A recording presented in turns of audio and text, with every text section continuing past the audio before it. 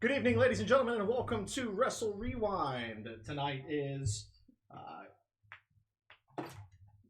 too many noises coming out of the side of the room. Sorry. Tonight is November the 14th, 2019, and I'm your host, as always, Tommy T, joined by Double K, A-Man, and Smokey Z with Nico behind the scenes. It's been 2 weeks since we've been together for this show. We've actually missed a significant amount of wrestling in those 2 weeks. We had our own new adventures. That we did. We had our the absolute 100% successful launch of United Elite Wrestling on November the 9th in Richmond, Virginia. So it was absolutely a night to be remembered. I heard. Yeah. Your pride should hurt after that match, but come on, man. Hold on. We can't bury the one that carried the match. No, that's true. Absolutely. With that. Don't be sensitive, though. Take this L. Oh. He handed out an L. He did. He handed out 2 L's. 2 L's. And then he... So what's your UEW record? What? Oh, crap. I am 2-1. 2-1 in UEW. I took a L from my spine and my shoulder. We could. That would be different. It would be different. You know, the other thing that you know, of course, that was a very busy week for us folks. Last week, the reason why there was no Wrestle Rewind broadcast last week was solely because of everybody that's in this room was involved with the launch of United Elite Wrestling. And our plates were full 2 days out from a stacked show, which was an absolute sellout. And I say that confidently. We had planned to sell 200 tickets. We sold over 200 tickets. So, you know, that to me, that's a sellout. Well, I mean, I think that pretty much constitutes it by definition. And so, yeah, we had additional tickets that we could sell, but that was only because we had to pull more chairs out as the stands and the chairs filled up. So, you know, and there's a huge amount of people that we could go through the list of everybody that took part in that, you know, significant others and just everybody that was in this room and family members and friends. There was just a lot of folks that participated in that. A-Man making her commentary debut for UEW, also with the Professor. Yeah. He made his commentary debut. Professor Crumb. Yeah, Professor Crumb. Smokey Z even had a cameo. He had a very important spot. Actually. He did. He actually is the one who was carrying the first ever UEW women's title to the ring. That's true. The first time that it was ever seen by the general public, was in his hands walking to the ring. Yeah. So again, everybody that's in this room. But let's get past that. Let's kick today's show off with Today in Wrestling History. Randy Savage's birthday, not today, but we're not going to be airing tomorrow. Randy Savage's birthday is tomorrow. So I figured we would talk about that. Nick Bockwinkel died on this day. Wow. That's a name I haven't heard in so long. Yeah. When I saw it, it was, you know, when you go through the listing, there's always names you don't recognize, but his was one that I was like, you know, hey, I haven't heard that in a long time. Mm-hmm. Did you ever get to see him wrestle? I did not. I did not. Oh, I know you did. Did you? Yeah. It was good. He was, you know. I was a kid, but. And one of the things that I've actually learned now is that when these guys die, I can find out what it was. So he actually died as a result of Alzheimer's. So I'm not sure how old he was, but that's Today in Wrestling History, and we're going to go ahead and move on. We have, folks, a ton to talk about over the course of this show, and we'll do our best not to drag it out, but so long. However, we're going to kick it right off with WWE. I love the first topic. I love it.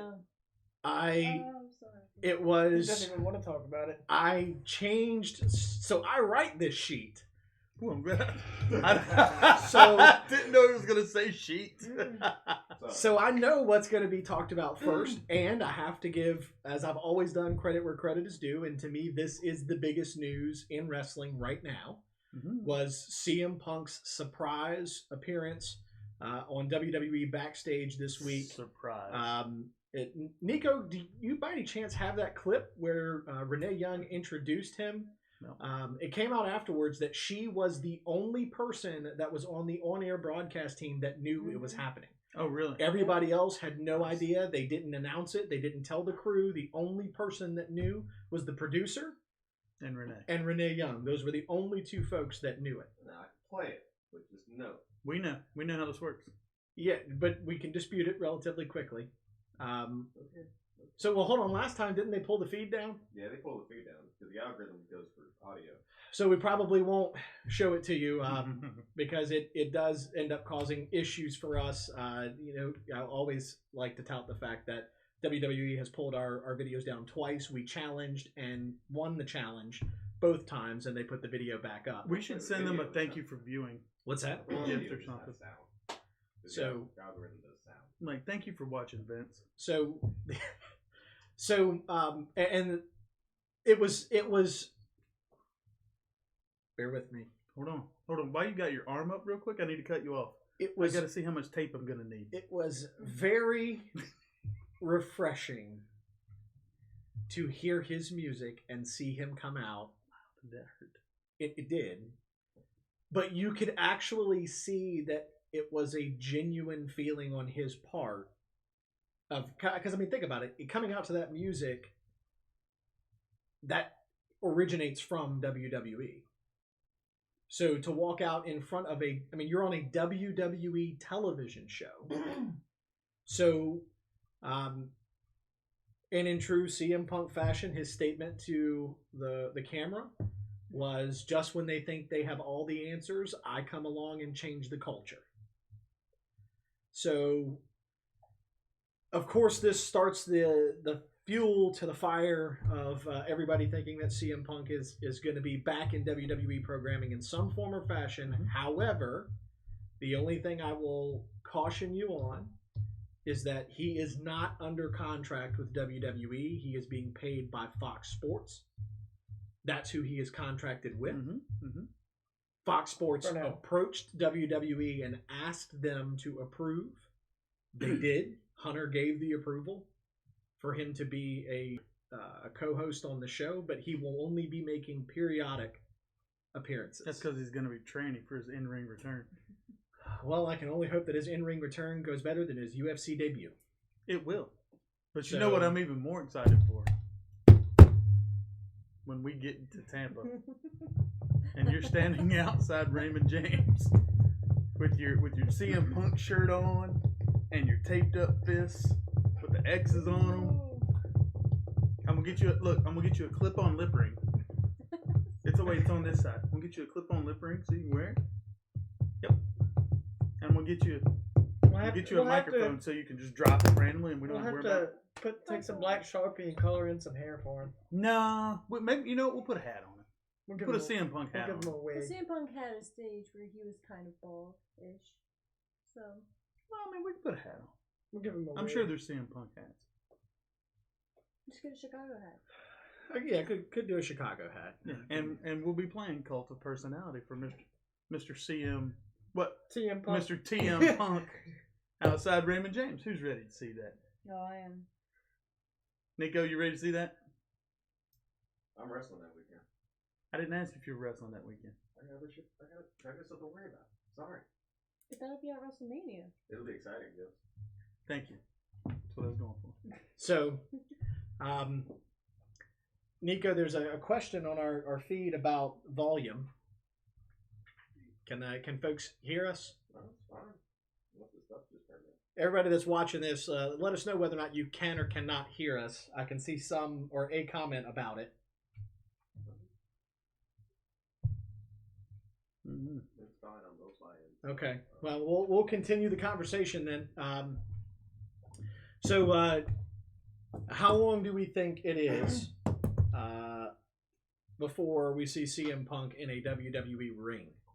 Not necessarily. How long is it till Mania? No, not necessarily wrestling, but how long is it till we see him on WWE? I think it's closer to Mania because I think it will be something in the works. But I think he wrestles at WrestleMania. Who? I don't know. I do not know. Haven't made it that far in my thought process yet. Seth wanted to call him out. Well, so did Ricochet. Ricochet called him out. Ricochet said he's got second. So did Bray. I could see him being a surprise entrant in the Rumble. Yeah. Whether he wins it or not. Please. And then he goes on to Mania to take on Bray. Is that where we're going? I'm not. Please, I don't. no. I don't know. And the only reason why I say please no is what was the last match he was in? Royal Rumble. That was the What- rumble and that what made a- it. That was the You know, rumble it's a that made damn him shame quit. that was not a trivia question. And what? Right. And what a great way to come back. How poetic is that? Right? Well, the only reason Come for in the way you we went talk out. about it all the time. Yeah. So you know, I'm excited. it was refreshing. And I hope this is a gateway into AJ Lee coming back as well. I was reading something that Paige is lobbying and pushing for her to come back. Her and Paige were really tight. Yeah, but AJ Lee has been very If you read her book, she was very transparent about the fact that she does not have an interest in coming back to wrestling. But again, how many years ago was that? And with Punk being so involved again, I don't know. It wouldn't surprise me at all. Well, I mean, it's so the wrestling business. The moniker is never say never. Yeah, but you know, we'll see. I think there's still a ton of time left. I think that if CM Punk shows up at Mania to wrestle, we're gonna find out in January. You kind of have to. January at the latest. Yeah. Just, I don't know. Remember the year they didn't build Taker versus Cena until the show started? I feel like Taker's that's different though. I would not even I'm put just CM saying. Punk on that page. With Well, that. well, I know that. I'm just saying they can make it happen and they can make it work, however they want to. But with them needing higher ratings, they need a good story to spike that. And they can drag that out as long. Meme of the day, real quick, before you move on, was AEW picture of John Moxley, and it said, "We have John Moxley," and then underneath it was a picture of CM Punk. Said, "Hold my Pepsi." Yeah. You know, keep in mind, CM Punk declined a very large offer from AEW. I don't think he, like the man himself, not the character. I don't think he fits the AEW landscape. I think he is WWE through and through. When he was directly asked about it, his response was that AEW went about it the wrong way. Yeah. Mm-hmm. That was what when somebody asked him directly, he said it didn't have anything to do with the money. They went about it the wrong way. Didn't he say that one of them just sent him a text message? Like, that was how the conversation started. But just like kind of like a matter of fact type of way, like not disrespecting him, but not taking it maybe as seriously as they probably should have. Wasn't that the gist of the first? Yeah, pretty much. Yeah. And he got a direct offer from Tony Khan, but I think it was a very impersonal offer, based off of what I've seen about it, and I just don't think he didn't appreciate the way it was done. Yeah, and honestly, when you look at the layout in AEW right now. He doesn't fit. Exactly. He doesn't fit anywhere. And that's what weird I'm saying. to He say. doesn't fit in there. He actually fits in best with WWE right now, which is so weird. Here's how I feel. I wanted to see what we can spark with this statement.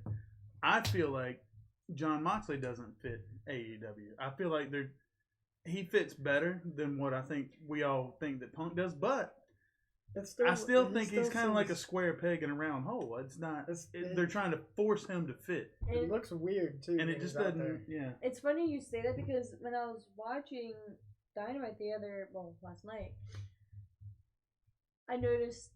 Well, one of the things that really stood out was Jericho is the perfect fit for them. Jericho is ideal for them, what they needed from the start. But Moxley, he feels like the type of guy who would be good for. A few, well, no, but maybe, but a few like key matches, and then he's gone. Yeah. Like maybe be there a few, like a handful. Well, too. I mean, Jericho's like a chameleon, though. I feel like you could put Chris Jericho anywhere in any promotion. Oh yeah. On the planet, and he will come up with something and fit right in. I don't think there's many people out there that could do that. I mean, anywhere, anytime. Look at how many times he's changed his character. Here's the problem that I see with... And it's always worked. And this is encompassing of Chris Jericho, John Moxley, Kenny Omega, CM Punk, any of these guys. The reason why Kenny Omega works for AEW is the same reason why the Young Bucks work for AEW. It's the same reason why all of the talent that's on that roster, with the exception of John Moxley, Chris Jericho is an exception because he's bounced around so many places in his career. And been successful everywhere. ECW, WCW, WWF, He wasn't WWE. a WWE homegrown Right, exactly. Basically.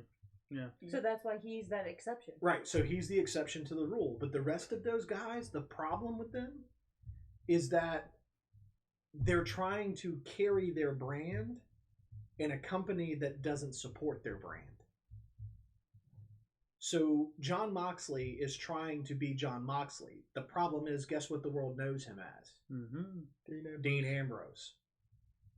With the exception of a few, and I mean few, very small demographic of folks that followed him on the indie scene before he went to WWE, he's now in a position where most of the people, even though, well, it's Jon Moxley. Well, right, but why is he popular? What made him popular? The WWE made him popular. Mm-hmm.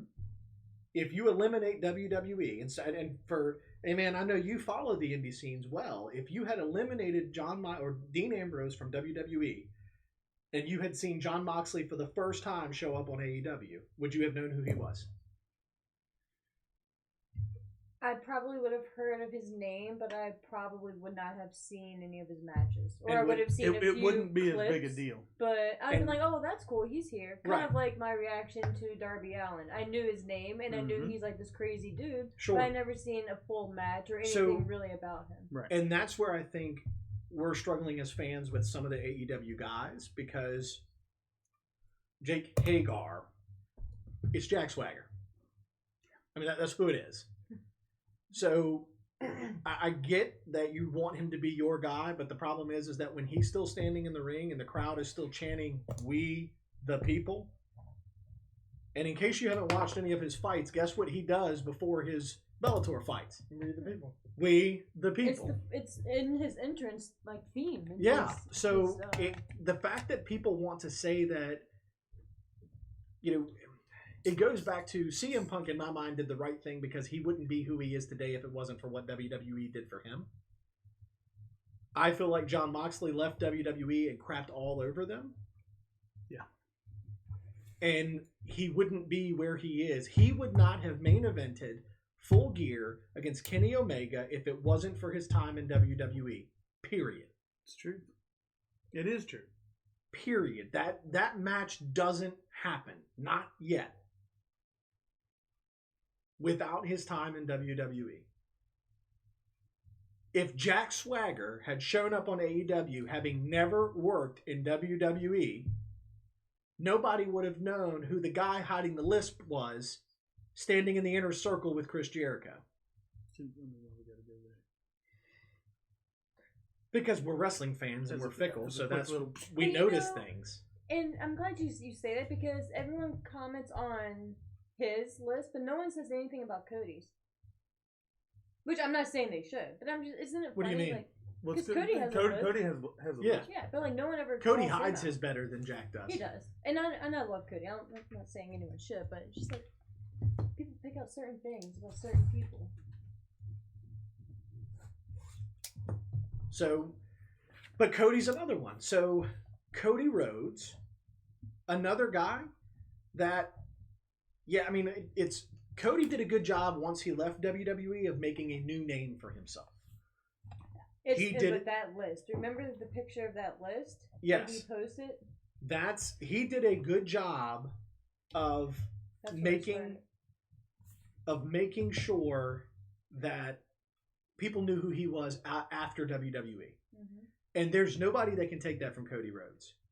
Mm-hmm. However, if it wasn't for his time in WWE and what happened with him, good, bad, or indifferent with the Stardust character, Cody Rhodes never goes to AEW. AEW never happens. Oh, yeah. AEW would. If it wasn't for the fact that, again, good, bad, or indifferent, Vince McMahon at the end of his life will be able to go to heaven or hell, whichever one takes him. Because he's going to try to run both of them. So when whichever one takes him, and he's going to be able to sit there and say that everything that exists in the wrestling world today is a product of his imagination. Kind of is. Yeah, that's what I'm saying. For good, bad, or indifferent, it doesn't matter. AEW doesn't exist if it wasn't for WWE. because of what they did to Cody. Because I can tell you right now, who do you think was the leading charge guy that went to Tony Khan and said, hey, we can do this? Oh, it's obvious. It's who is out there every day Right. doing promotions and Right. the morning news. And it's Cody. Mm-hmm. So, it's obvious. I mean, the Young Bucks are great. I do think we're going to get into a very difficult situation with the Young Bucks with Cody and Kenny Omega as well. And Full Gear was a prime example, which we'll talk about that a little bit later on. But there's going to come a point in time where we're going to have to say, all right, you're going to have to pick one. You're either going to have to be an executive or a wrestler. Mm-hmm. For Cody? For Cody, the Young Bucks, Kenny Omega. Because if we've learned anything from WWE is that they can't do it on a regular basis. Hunter's even proven that. But I think it's slightly different with them right now, though. Right now, yes. But I'm saying long term. If it stays this course, meaning one show, no live events, a pay-per-view every 4 months or so, they don't really need to. No, I think they'll be fine if they stick that road. But I think that you're gonna. But don't they have a second show? The wrestling works. The wrestling business is fed on consumption. Yeah. So if people consume every bit of content that you put out, what do you do? But Cody has said in multiple interviews that they are nowhere near focusing on the second show right now. The closest thing that they have is AEW Dark, and they filmed that right after the. Yeah, so it's immediately there. So right, but I think what you're going to start to see though is, and I pray that I'm wrong, but I think what you're going to start to see is the media monster of people flashing money and saying, "I'll pay you this if you guys will do this." And I mean that's how WWE got to where it is people saying, we want you to do X, and we're going to pay you Y to do it. So I hope that they don't feed into that, because that's what's going to make them different long term if they don't. Yeah. But if they do, which I wouldn't be able to blame them if they do, if you've got a sponsor that says, hey, we'll give you a 2-hour block of TV on Friday nights. Right, which is what happened to WCW. They got offered a block of TV, and they said, yeah, we can do it. And they fed the monster. So that's what the business has evolved on over time. I mean, that's exactly what happened to TNA when they decided to go toe-to-toe with Raw. When they moved Impact to Monday nights at 9 o'clock. Yeah. Because somebody said, hey, this is going to be a really good idea, and we're going to pay you X amount of money to do it. And TNA went, yeah, we're going to go after them. Money. Biggest mistake TNA ever made. Ever. It lasted all of 2 weeks? 3 weeks, I think, before they backed it off and changed it from the time slot. They kept it on Mondays, but they changed the time slot for it. Yeah. So that it wasn't competing head-to-head with Raw. Because you can't. I don't care. AEW on Wednesday nights right now is still averaging less than 1 million viewers. Yeah. That's a third of what SmackDown and Raw are averaging. Yeah, it's there's not a competition. Well, I mean, what I saw NXT this week was at 750. Yeah, which was down about 60,000 from the week before. Yeah, but they did regain like 200-some thousand from the week before's loss because of the World Series or something. Right. So, and things like that are always going to be exceptions. Yeah. Those are always going to be exceptions to the rules. It's no different than when we get into playoff season and you've got a playoff game on a Monday night. Well, Raw's ratings are going to hurt. Raw's going to suck. Right. Raw's ratings are going to hurt because playoffs. You're competing with an NFL football game. It's no different than if you've got an NFL playoff game and you've got a pay-per-view. Well, that pay-per-view's buy rates are going to be down because you're competing against the NFL. Unless it's the Browns and Dolphins. And then you know what? You're good. Right. You gain viewers from Cleveland and Miami. Anyways, let's move on because we got way off topic from where we originally were. Which was CM Punk. Yeah, it's not normally as bad as it was, though. I mean, that's all usable content, at least this week. Yeah. So, Tommy's favorite. The next topic on the sheet is probably was the most controversial thing that we had talked about in a while, and probably still is. Jordan Miles very publicly and in a very vulgar manner quitting NXT this past week. And his Twitter account has since been deleted. And so his very explicit rant that he went on is now gone. What's on YouTube? Well, yeah, because as soon as it's posted, somebody will find it and record it. Once it's out there, it's out there. It's not. You can't take it back. No. So I'm not putting you on a spot to say one word, but I'm looking for one sentence thoughts on Jordan Miles, and I'm even going to help frame it for you so you can kind of gather this. Your thoughts on him leaving NXT and chances of being picked up by another organization. We're going to start with Double K. I think it's extremely unfortunate the way he chose to leave. I think there's still a lot about the whole situation that we probably really don't know. But I think it's unfortunate the way he chose to handle it and the way that he chose to go about leaving. I don't think he gets picked up immediately by an organization, but at some point somebody will pick him up. He's extremely talented. I think he's got some things he needs to work through. And if he wants to continue wrestling as a career, I think somewhere down the road somebody picks him up. I was reading today something AEW is going to kind of shy away.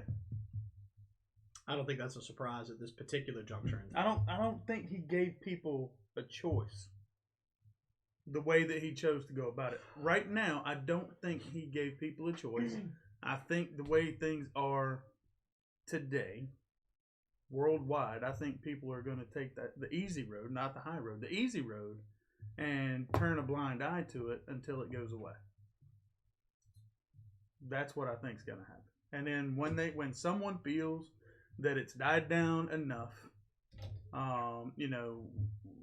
he stops social media.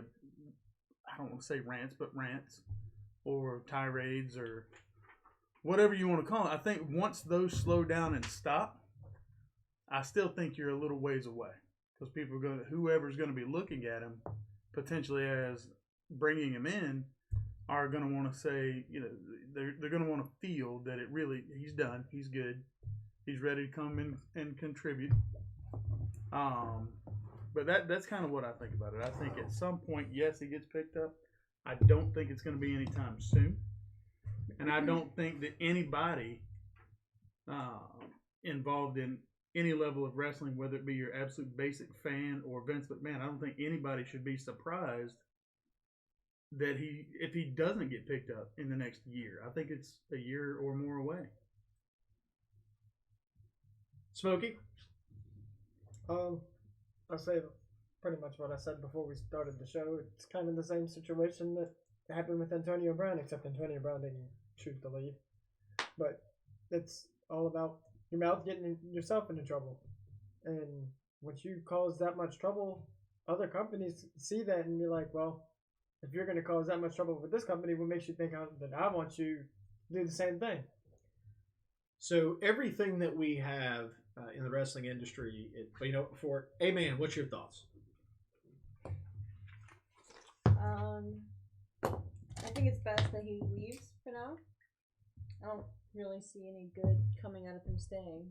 For now, I think both parties need space and time for this to, I don't want to say die down because I don't want to undersell, the significance of what happened, but they just need space and for time for this to, pass. But I think he is probably going to have some difficulties finding a place to go. Probably like Double K said for the immediate future, probably a year. But he's way too talented not to get picked up anywhere. I think he probably just needs time too to reflect on everything, take a look back and see maybe what could have been done differently or whatever, and just go from there. But I wish him well because he's a very talented dude. So I don't want to pretend for 1 second like I know all the details of right, and that's what's going on between him and WWE or who caused what, who said what. I don't want to pretend that I know that, and I'm certainly not going to belittle the fact that if he feels like something happened or was said that offended him based off of his race, then he's entitled to that. Yeah, and good for him for standing up for himself. Absolutely. Obviously, I have a few things could have been different, but if you feel strongly, defend yourself. Sure. Stand up for what you believe in. It is. Right. And stand up for what you believe in. It's a massive company, so good for him for taking a stand. Absolutely. And I won't ever take that from him. One of the things that I would challenge him on is the professionalism of it, for one. I would, if I was any company, I wouldn't even give the guy a second thought. And that's because especially with like an AEW type of company, like that's with super dangerous for them. with the society that we have today. I mean, we've learned it already. His rant, who he posted on Twitter, then deleted it. Somebody's already recorded it and reposted it on YouTube. Oh yeah, nothing. So that stuff doesn't go away. It never will. And whenever you get, and you're talking about a big company, sponsors play a role in the product that you portray. You know, just go talk to the NFL guys. That's the reason why they have a time delay on the halftime show for the Super Bowl. Was because of a wardrobe malfunction that occurred more than 10 years ago. Probably close to 20 years ago now at this point. Thinking, like, at this point, I think Justin Timberlake still had curly hair.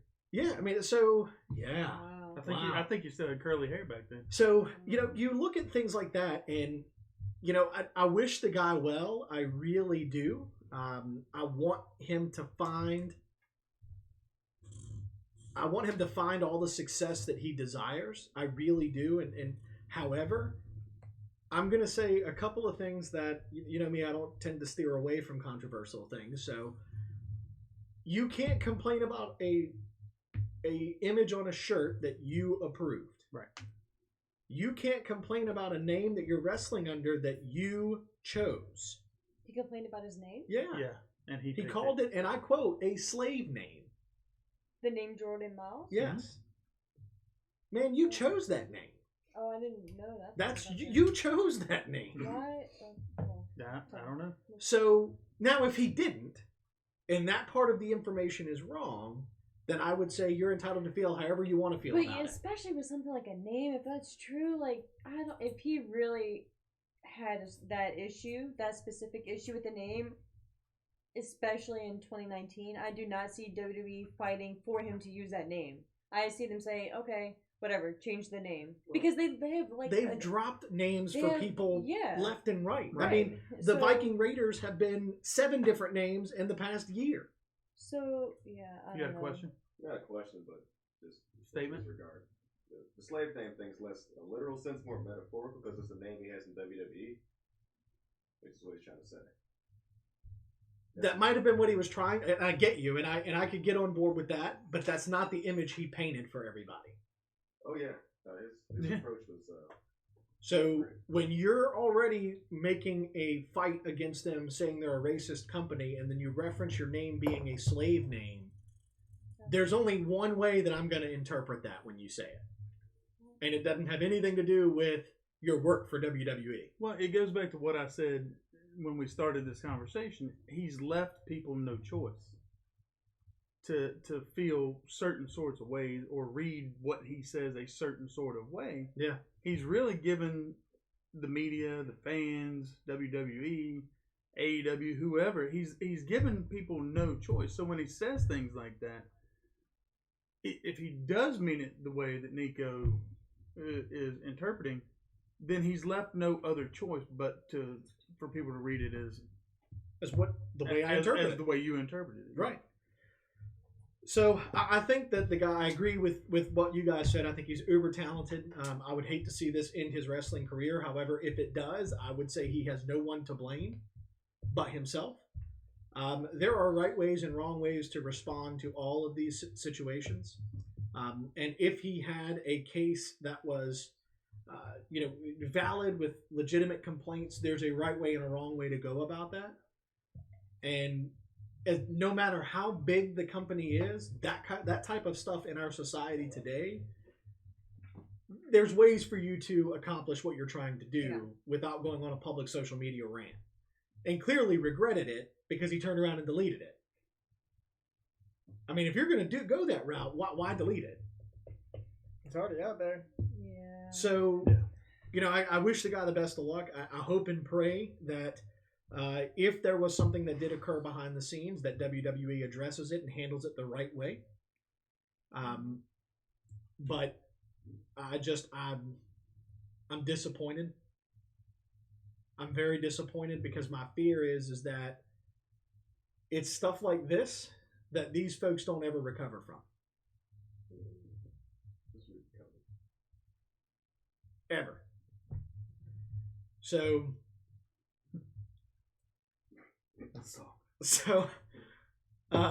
It's just one of those things where it's going to be it's going to be interesting to see how this turns out long term for Jordan Miles, and I'll leave it at that. So we have not been together since Crown Jewel took place on Halloween. I did attach the match card for in case we needed to reference it. I honestly felt like this was probably the best Saudi show that they had put on. And quite possibly the last one. Yes. Although WWE did just announce that they've now expanded their partnership with the Saudi Arabian government. Till 2027. Yeah.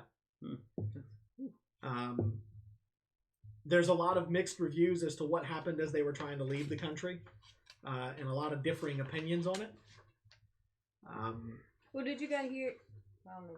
I don't even know what you just said. No idea either. Did you get here? Yeah. What is that? It was supposed to be. Did you guys hear Corey Graves' new podcast, After the Bell? Mm-hmm. Yeah. He addressed it there. Which... Yeah. And he covered it well. Yeah. But basically, I thought with that, he covered it well, but he did more taking up and sticking up for Vince McMahon and the guys that got out. Although it makes sense, though, what he said. Yeah. You know? They drew straws to see who was most meaningful to be at SmackDown that night, and they got out. Yeah. Which makes sense. If you look at who got out, makes sense. Well, I mean, let's be real. Lesnar was out of there before the show was even over. Yeah. Well, yeah. Lesnar was already on a plane by the time the Fiend got to the ring. Well, I mean, he even covered Hogan and Flair getting out. Yeah. Because, I mean, and you know what? You can't argue with the fact that he just simply said they've earned it. Yeah. Those guys, if anybody's earned the right to leave early, other than Vince McMahon, let those guys go. Yeah. So, I don't want to talk a lot about the controversy. I want to get back to the actual show itself. Thoughts on the Brock Lesnar Cain Velasquez match. We're not going to cover all the matches, but I just want to talk about a few. I mean, it was okay. I was surprised with how it ended. Yeah, I wasn't surprised by, and I wasn't even upset with how short it was because it plays into the UFC aspect of you never know when a fight is going to end. I was just surprised with them having Kane submit in his first loss. I don't really know what I was expecting, like whether it's like a knockout or a pin or whatever, but just the submission part just kind of like stuck out. I was like, wow. Okay. I like the way that they basically did it as a UFC fight. Yeah. In the squared circle. Between those two, I wouldn't expect anything different. I wasn't expecting a 10, 15, 20-minute match. You guys know why it got cut short, right? Go at least 5 to 10 minutes longer. Everybody knows why it got cut short, right? The match was originally not planned to be a 2.5 minute match. Did he get hurt, Kane? He got hurt in his training and needs knee surgery. And so as a result, WWE shortened the match. Okay. Yeah. It was originally scheduled to go 8 to 10. And then they shortened it because of his knee injury. They knew he could get in and go, but they were concerned about the longer they made him go, the more risk that they were going to put him at. I'm surprised they let him. Well, because his physician basically said he needs the surgery. The match isn't going to hurt him as long as he's not trying to do, a standing Hurricane Rana. That makes sense. Like we've seen him do in some of his other wrestling matches. But he signed a multi-year deal with WWE, so we have not seen the last of Cain Velasquez yet. Well, no. He's going to get his knee fixed, and then he'll be back pretty quick. Yeah. I'm actually expecting him to see him back before Mania. UFC fighters usually don't let themselves stay down too long from an injury as long as they can, rehab it. They always seem to find a way to recover quick. Well, and if anybody wants to know how to cut rehab time down, just call John Cena because he's done it every single time he's been hurt. He's cut rehab and almost in half. Well, I mean, Ciampa's got a pretty good formula too. Yeah. Well, 7 months after what he had. Ciampa is he had a surgery that should have ended his career. Yeah. It has ended. It ended the career of Steve Austin. Sure did. So he had a surgery that should have ended his career. It's the surgery that Edge didn't want to get. Yeah. Real quick, speaking of Steve Austin, did you guys hear about his new show? Coming back to the WWE Network. Yeah, but it's like a different name than Undertaker. They're having like a sit-down interview. Taker's his first guest, and it's going to be after Survivor Series. Oh, is that okay? Yeah. It's going to air after Survivor Series, which I saw a picture. I just want everybody to understand that there is a chance for Survivor Series that we're going to see Taker, Sting, and The Fiend all in the same arena on the same weekend. I'm down. Sting's already advertised for. Yeah, Sting's already. He's there. Yeah, he's there. Not Steve Borden. Nope, Sting. Although Steve Borden has said this is the last year for his face paint. He is not going to do face paint after this year. However, I'll wear the sunglasses. I think if he ends up, wrestling at WrestleMania, we're still going to get Sting for WrestleMania. I'm just going to go ahead and say it. He can't wrestle without face paint. No. Oh, yeah. No, he never has. Hey, nobody wants to see Steve Borden get in the ring. No. That's true. No. Nobody Have wants we to. ever? No. Like, no. Yeah. And now entering the ring, Steve No. Borden. No offense, dude. Who? So That happened. Jesus. Braun Strowman, Tyson Fury. Just want to say I was right. Tyson Fury won. I think we all figured he was gonna win, No, but I don't think there was Double K was solid No, on Braun Strowman. I was very adamant on. the knockout. No, Yeah. Strowman was going to win. but the way it ended, okay, whatever. It was actually a pretty decent match. I'm very disappointed though how they buried that whole feud though. Oh yeah. Well, I think nobody really wanted to see it. That's probably true. I mean, think let's be anybody wanted to honest. see it again. It's a match that we were getting. It may not be a match that anybody really wanted. So I am going to go and I really didn't care about I it. want to talk about the one historic moment that occurred at Crown Jewel, and that was the very first time that two female competitors competed in a wrestling match in the country of Saudi Arabia. Man, I'm going to let you kick off this because I don't think that the rest of us are better suited than you. I mean, I think just looking. Okay.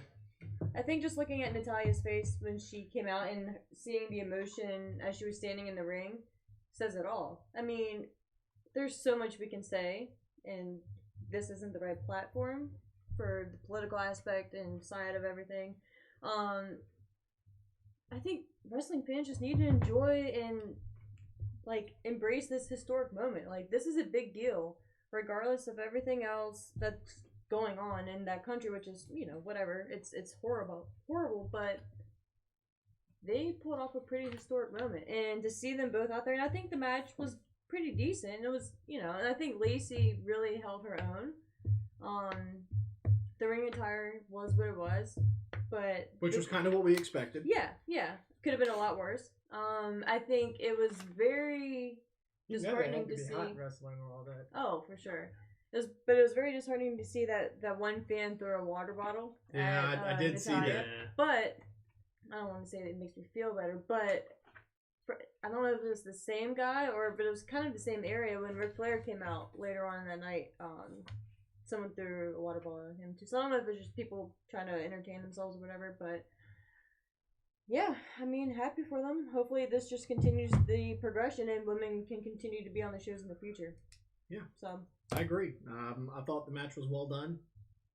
And I think Natalya deserved. I think we talked about that going into. She was deserving of She's that. earned it. She's paid every due you can. Yeah. So I'm happy for the both of them. It's sort of I mean, not saying none of them don't or whatever, but Lacey, it was a good pairing. Yeah. Put it that way. Well, they've been working them together now for a couple months at least. Yeah. So thoughts on The Fiend versus Seth Rollins?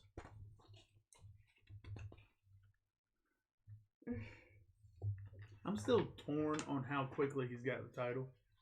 Obviously, I want to see him with the title. If he had to be in a title match, he had to win it. We said that before Hell in a Cell month or two ago, and it didn't happen. So this time, he absolutely had to walk out champion. That was the only outcome that was going to be acceptable. I mean, otherwise, you completely shit the bed, and you've wasted everything that you've done with him to that point. my biggest, I think I come away from that with more question than comment. Now what?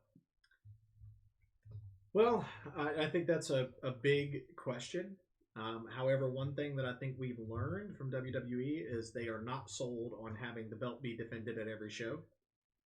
But I think since Crown Jewel, we've seen the Fiend's next target, which is Daniel Bryan. And it doesn't even have to necessarily be for the title, because it's obvious now the storyline they're going with him, which is the Fiend is getting retribution for everyone who's wronged Bray Wyatt in the past. And Daniel Bryan is one of those key guys, being in the Wyatt family and that whole history. So, so does Bryan Randy Orton take the title? No. Randy's on Raw now, right? Yeah. I'm just saying, at some point. No. If we're talking about everyone who's wronged him, he burned his house down. If they, I could. Oh, I'm gonna see Randy taking. I don't see Randy. I don't see Randy taking the Universal title. Yeah. Did it shock anybody else that he signed an extension on his contract? No. Randy has trolled the internet fans as long as the internet has been around.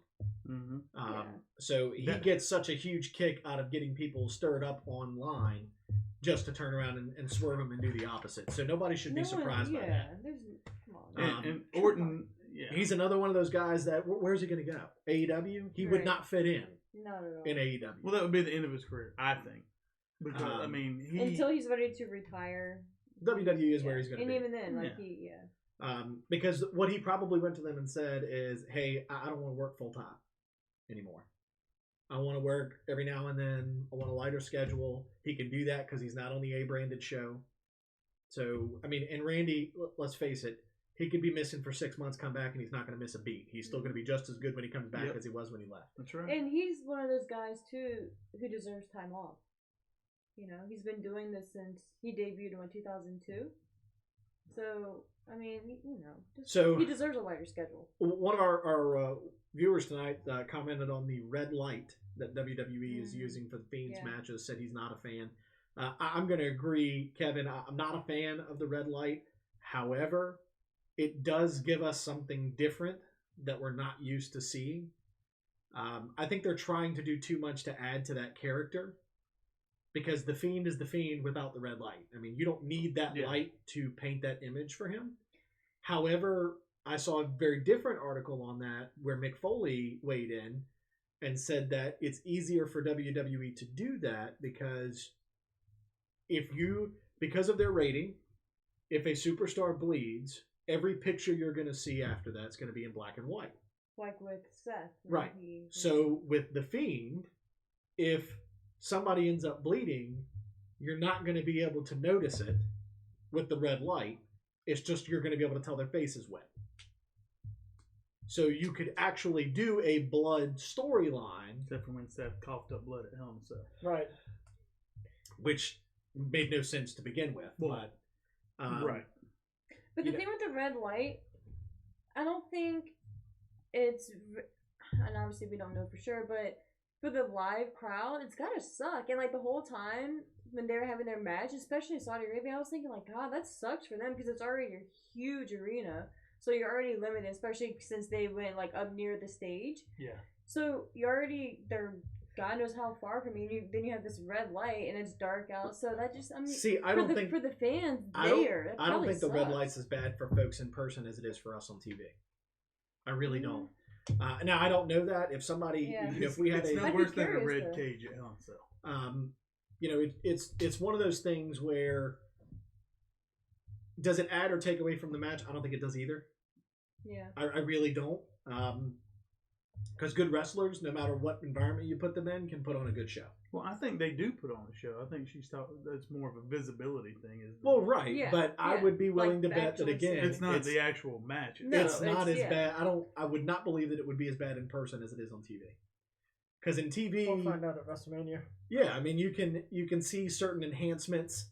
You can do certain enhancements on TV that are going to cause that effect to be amplified than it would be. So, I mean, you think about like The Undertaker. When you are watching his entrance on TV, everything for the most part almost gets a purple tone to it. Mm-hmm. But when you're watching it in person, it's blue. It's not purple. So the cameras add certain things to them that we don't necessarily always know what the fans are seeing. It could be awful for the folks that are there. It might be. I don't know. But like I said, we'll find out. Yeah, we'll find out in 6 months. Don't think it's going on sale tomorrow? Friday, yeah. So, It'll be tomorrow. Yep. So that we'll move on past overall 5-star rating for Crown Jewel. Amen. Kick it off. 2. Okay. Double K. I was gonna go 3, just strictly because it was the best Saudi show. Same. Yeah, 3 is where I was headed. So I'm curious, why 2?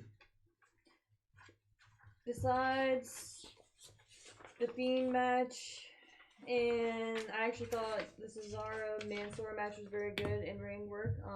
I just thought the card was just filler. Real quick, what are we doing with Cesaro? I don't think they know. What in the hell? Holding him, keeping him from going somewhere else. I do not think I could see him in AEW. Yeah. I could see Cesaro going. Can you hear that? My water. Oh. So what are you pointing at? So, Okay. let's move on to the build-up to Survivor Series. For the first time, Survivor Series representing 3 different brands. Raw, SmackDown, and now NXT. Mixed. So, so far for the card, we have announced Brock Lesnar versus Mysterio for the WWE Championship. Becky Lynch versus Bayley versus Shayna Baszler. We've got this really, really weird champions versus champions triple threat tag team match. And then we've got Team Raw versus Team SmackDown. How does a triple threat tag match work? Versus Team NXT. Were you not there Saturday? Oh, yeah. No, I meant like not under the tornado tag. So we have 2 different Team Raw versus Team SmackDown versus tag. Team NXT matches. And then we also have the champions versus champion match for the United States, the Intercontinental Championship, and the NXT North American champions all competing in the same match. Out of what is announced so far, what is your go-to match for this card?